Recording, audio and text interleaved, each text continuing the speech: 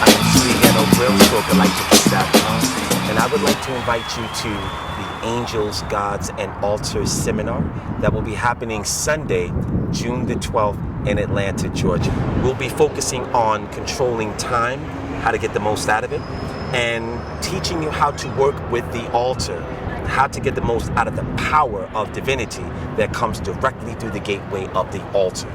And lastly, money magic, how we deal with the finances of the forces that create good fortune within the universe. Lastly, but not leastly, cord cutting. I will be cutting cords and giving everyone a fresh start energetically so that you can move unfettered by the energy of any of your negative choices.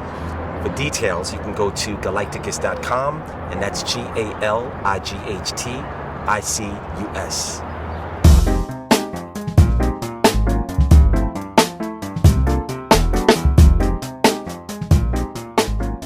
Our next question comes from Anthony Chisholm, and he asks, what is the purpose of ancestor veneration, and do your ancestors all go to the ancestor afterworld? The purpose of venerating your ancestors, and for those who don't know, veneration means offering your ancestors a conscious connection when they leave this life. Reconnecting with them by giving them your prayers, your worship, your supplication, giving them the energy of your offerings. This is not a new concept. The gods of the Bible asked Cain and Abel for their very best offerings. They also asked Abraham for an offering of his son Isaac.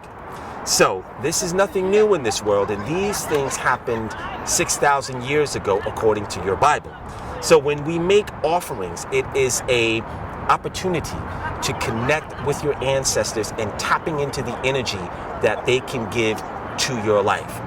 To answer the second part of your question, do ancestors go to the human afterlife? Not all of them. There is the human afterlife, and then there is the divine afterlife. Very few people get to the divine afterlife. The difference between the two is that the human afterlife is where the majority of unconscious souls go.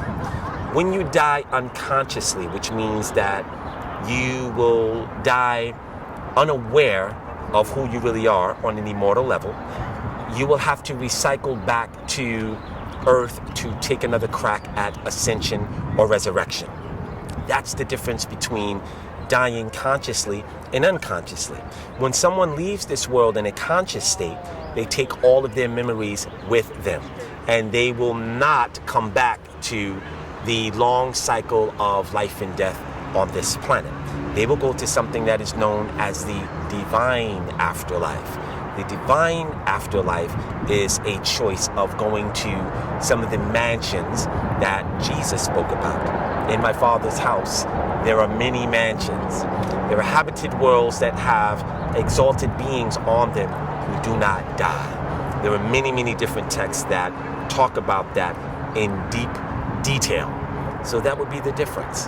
And I hope that answers your question. Our next question comes from Galighticus. I hope I said that right. What is the Merkaba, and how does one activate and employ it? Is this related to dematerialization of the human body?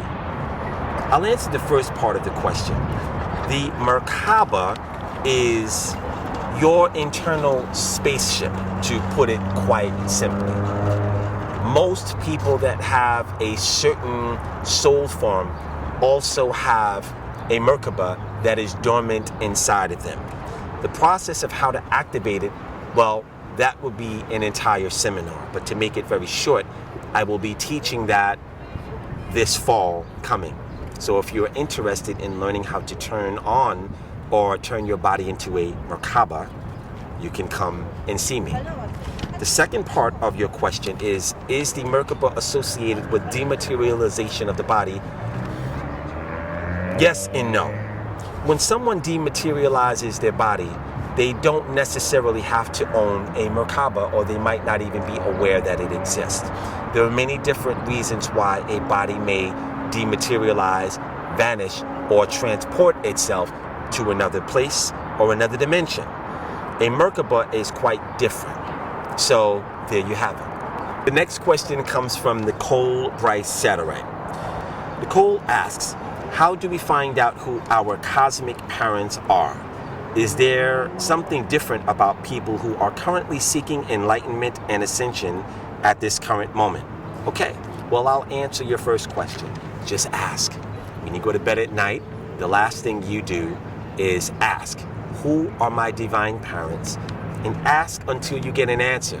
Now, for some of you who are living a debaucherous life, you may never get an answer because your divine parents do not tolerate foolishness and darkness and undignified behavior.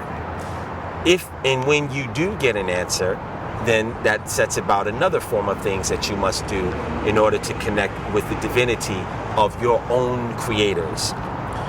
The second part of your question, yes, there is something different about people who are here to ascend and resurrect.